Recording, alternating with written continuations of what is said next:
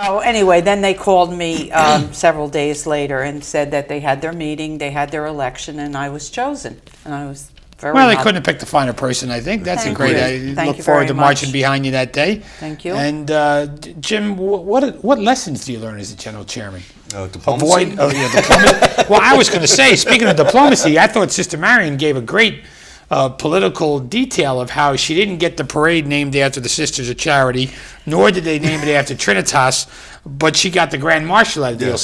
So who's ever making the choices was able to satisfy the armed forces, satisfy Trinitas, and satisfy the Sisters of Charity, all in one. And the Sisters of Charity are getting have one of the divisions named after them this year. So Okay. one of the 5 divisions Yes. is the Sisters of Charity. And they'll probably be combined with Trinitas. And with Trinitas, hopefully. yeah, because they both have big anniversaries this year. Right.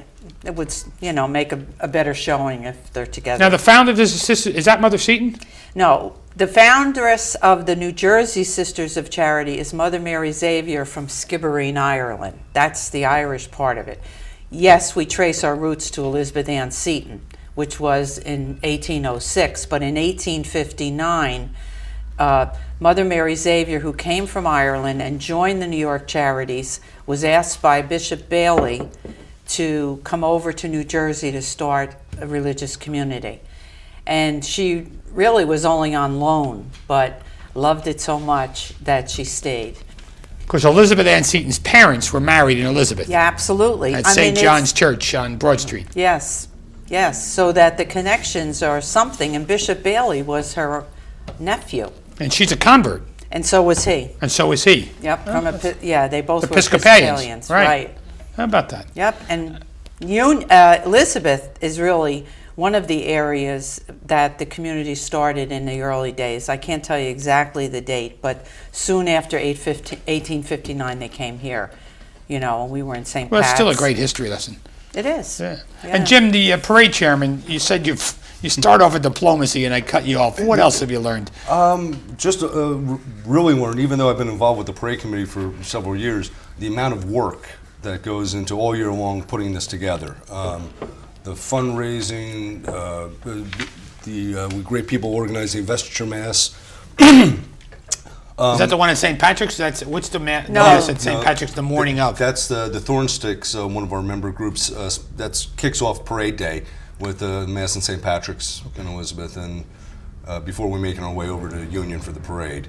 So no, that's a great mass in that morning, and it's with the pipers and the color guard, and Yeah, I'm usually at that mass. But the Yes. investiture mass was at St. Michael's. That happened already. yes, It so happened that's when January 31st. that's when Sister was officially installed as Grand Marshal. I see. So you get elected, and then you still have to be installed. That's when I got my beautiful Oh, I got the sash. sash. Okay. Right.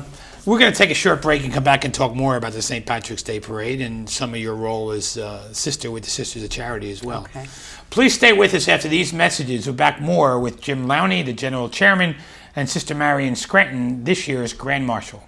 Welcome back to the second half of Our City, where I'm pleased to be joined by Sister Marion Scranton, the Grand Marshal of this year's St. Patrick's Day Parade, and Mr. Jim Lowney, the General Chairman. Sister, one of the things we were talking about at the break was your involvement at Trinitas. And in the first part of the show, you're the Director of Community Initiatives. What does that entail exactly? Well, I see you everywhere. I You're know in more you do. places than I am, I think. You follow me or I follow you, I'm not sure.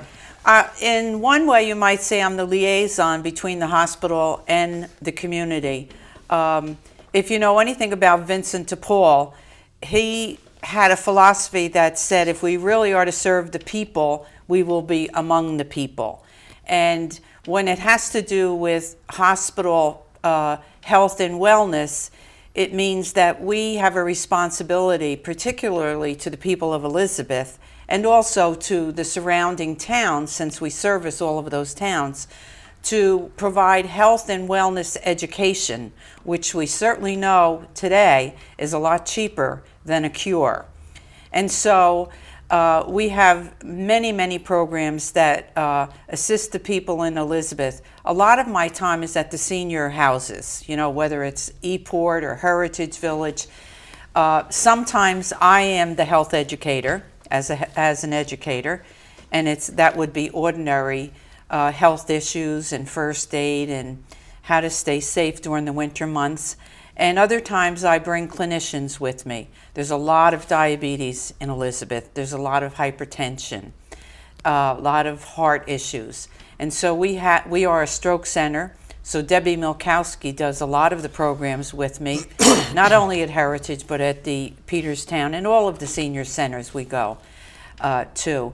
Now we also will be going into the schools with some heart education, because nationally they are telling us, because of the dietary insufficiencies of our young people, the lack of exercise, the fact that there are so many couch potatoes, that heart disease is affecting our young people. Well, the First Lady just kicked off a massive campaign on obesity. I guess that'll fit right Keep in with what you're moving, doing. right. Keep moving. Right. Yeah. Yeah, because it's a difficult topic to bring to children because of self-esteem issues. You don't want to just talk about, the fact that children are overweight.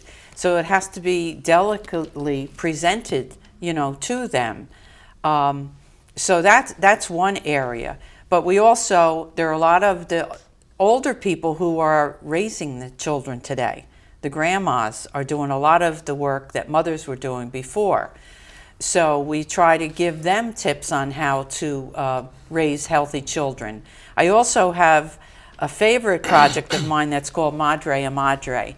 We have many, many immigrant women who come into Elizabeth, and they have, their babies at Trinitas, and they're sending them to the local schools, but they have the same fears that any mom would.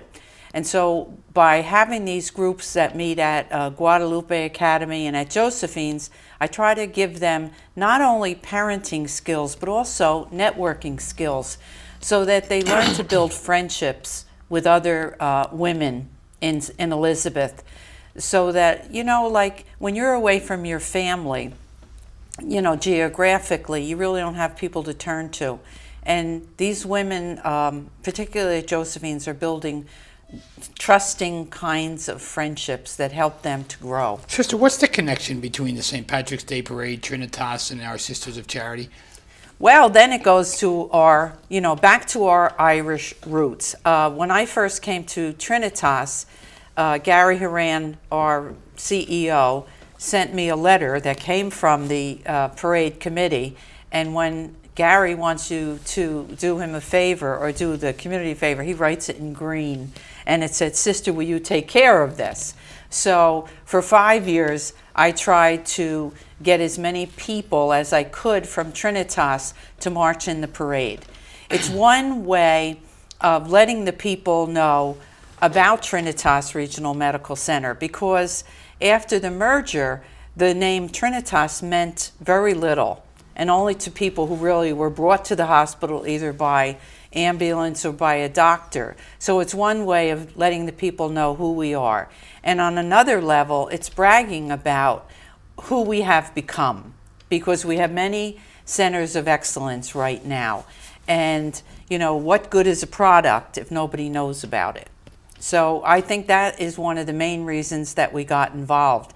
And the more people who came to the parade, the more people really enjoyed it, no matter what their heritage is. Everybody's Irish. How can you on not that enjoy day. an Irish parade? That's right. Jim, you talked about some lessons you learned, and how about your experiences? Positive?